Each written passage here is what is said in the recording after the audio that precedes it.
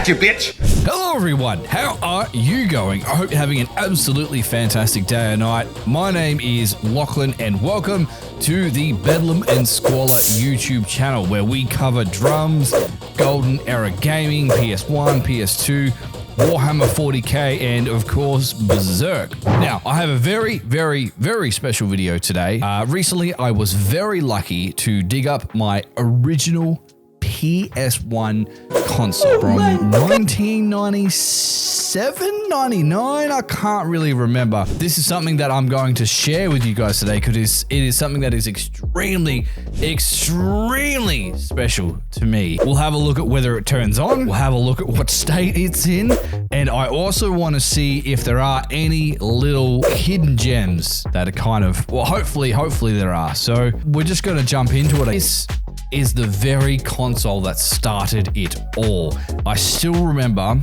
waking up Christmas, I'm gonna say 99, and opening this grey box of wonders. And on the back of it, box like this, obviously you've got Sony exclusives, so it had all those like little tile photographs on the back of it. And I remember specifically looking at one which was like a beach scenario.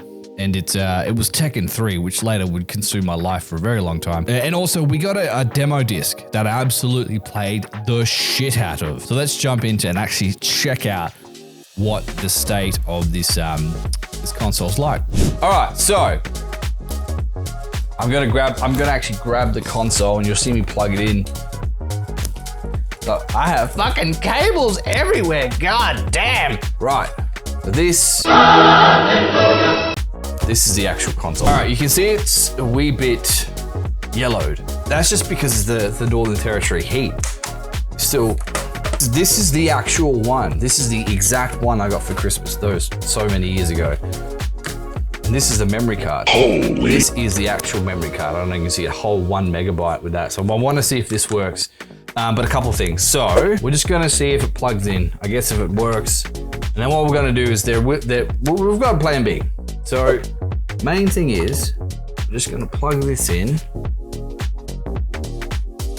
Okay, now this is the moment of truth.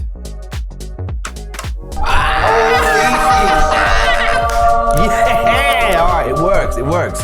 I can hear a disc spinning in there.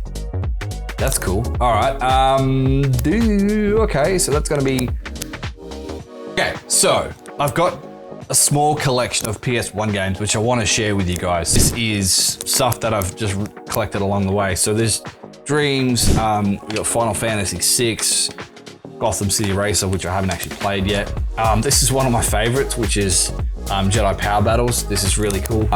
Micro Machines, another fucking great one. Dino Crisis 2, Crash Bandicoot, Beyblades. We got Silent Hill, fucking classic Silent Hill there. Crash Team Racing, see it. We got Aladdin, which I haven't actually played this one. Spyro, this is a fucking OG. Is that Gateway to Glen?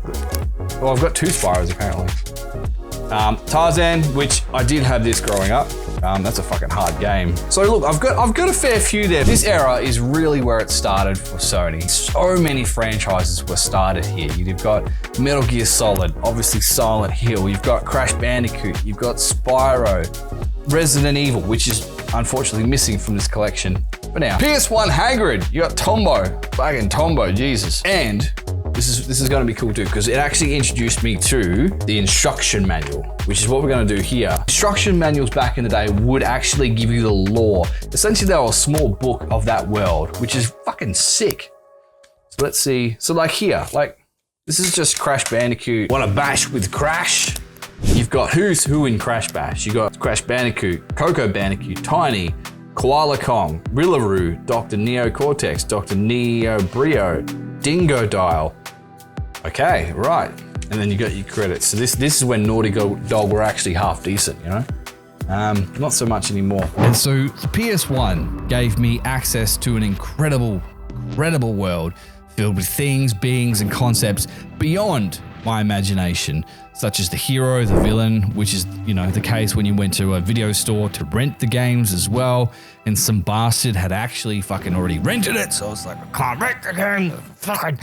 But that brings me to the culture of that era. Something we kind of, well, you forget about because it is different and it was so new back then. So essentially for me, games were expensive and hard to come by. So I grew up in the Northern Territory, which didn't have a lot of access to a lot of games. Like, I don't even think at that point we had any kind of like video game stores. Like, you literally had to go to Kmart or Big W to get video games. And like, that was essentially the same price. It was just hard to access. Really, really hard to get a hold of. So essentially you had to buy them. From Kmart, there was video game stores like Renton, which was actually a store called Video 2000. And then it went on to, I think that closed down and went to Video Easy, which is, if you're in Australia, you know what I'm talking about. But you had to pray that you got the game you wanted, or you had to essentially go off what looked good. You go, oh, I'll play that, and you could rent it for a couple of nights. And then obviously, if you remember to put your memory card in, which I forgot a few times. I still remember renting The Phantom Menace and being absolutely blown away at the fact that you could play as Obi-Wan and you could wield a fucking lightsaber. None of this blaster bullshit. So for me, prior to anything like that, because I didn't have a PC or a PC that would actually run games back then, I didn't have access to anything that would come close to being a Jedi. And I was like, and I never actually got past the Naboo level. So if you played Phantom Menace, you know how fucked that place is. In summary, the PS1 was a literal box of wonders to me and to the entire world. Kids and adults alike. It was a huge success.